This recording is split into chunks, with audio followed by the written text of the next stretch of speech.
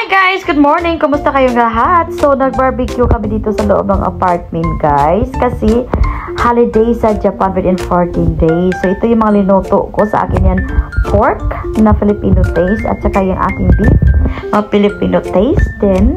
At saka yung isa is yung Brazilian taste guys. Ayoko yung taste niya.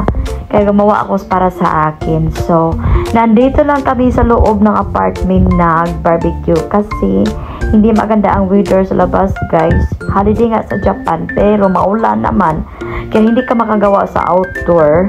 So ngayon, nagsabi na din Joakis kung mag-decide dito lang kami sa bahay. So ayan, ito lang yung mga kainin namin. Pero actually guys, hindi lang namin yan nauubusin lutuin kasi hindi namin kaya kainin. Ito kasi yung jowa ko. Atat mag-barbecue. Tapos ang daming pinapagawa sa akin. Pero doon, nagbago ang isip niya. Sabi niya, hindi ko lulutuin lahat yung para sa kanya kasi nga, hindi man niya makakain lahat.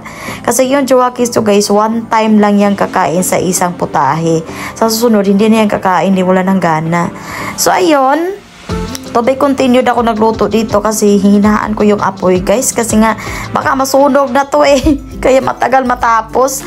So, ayan. Dito lang muna tayo mag-enjoy sa bahay. Wala mo na mga kaibigan na invite kasi busy na yung mga kaibigan nilang aking Joakis, guys. Nasa iba nila mga pamilya. Nag-ano sila, parang nag-reunion. Kami lang muna ng dalawa dito. So, ayan. So, thank you for so much subscribing my channel. Please subscribe for more.